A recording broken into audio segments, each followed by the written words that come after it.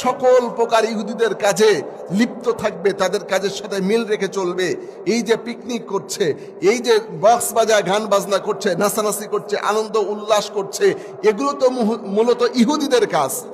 এই ইহুদিদের কাজ যে সকল মুসলমানের সন্তানেরা করবে, আল্লাহ পাক কিয়ামতের দিন ওই সকল সন্তানদেরকে জাহান্নামে যেমন ইহুদিদেরকে পাঠানো হবে, ওই ইহুদিদের সাথে সাথে তাদের কাজ করার জন্য ওদের সাথে জাহান্নামে দলবদ্ধভাবে পাঠাবে। চিল্লা বলে নাউজুবিল্লাহ। আমার ভাইরা, এই জন্য রব্বুল আলামিন জানিয়েছেন, পৃথিবীর ঈমানদার তোমরা, তোমাদেরকে আমি আল্লাহ ভালোবাসি। এই জন্য তোমাদেরকে একটা নির্দেশ দিলাম।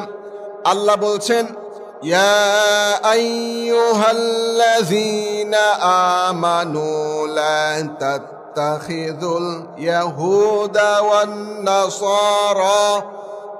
ও বান্দা, দুনিয়ার ঈমানদার, তোমাদেরকে আমি আল্লাহ নির্দেশ দিলাম, লা তাত্তাখিযুল ইয়াহুদা ওয়ান নাসারা।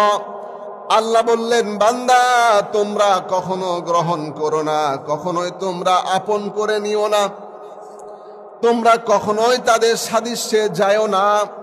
আল্লাহ বললেন, ইয়াহুদা ওয়ান নাসারা, দুনিয়ার জমিনে যারা ঈমান নামক দৌলত গ্রহণ করেছ, যারা ঈমান এনেছ, মুমিন হিসাবে সমাজে প্রচলিত আছো, প্রমাণ করতে চাও, তারা শোনো, আমি আল্লাহ তোমাদেরকে ইহুদি খ্রিস্টানদেরকে আউলিয়া বন্ধু হিসাবে গ্রহণ করতে নিষেধ করলাম।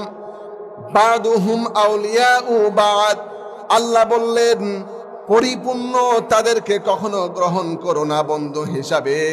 আবার এক অংশ মুসলমানের আমল করতেছ, ইমানের দাবি নিয়ে চলছ, আরেক অংশে যখন তোমার কাছে ভালো লাগতেছে, যখন সুবিধা মনে হয়, ওই সময় তুমি আংশিক ইহুদিদেরকে অনুসরণ করবা, এমন করো না। আল্লাহ রাব্বুল আমিন জানায়া দিলেন, বান্দারা যারা এমন করবে, ইহুদি খ্রিস্টানদেরকে অনুসরণ করবে, তাদের বন্ধু হিসাবে তাদের কৃষ্টি কালচার কাজগুলোকে গ্রহণ করবে, আপনার বন্ধু একজন মুসলমান, মুফাসসিরগণ লিখেছেন, ভালো করে বোঝার চেষ্টা করেন।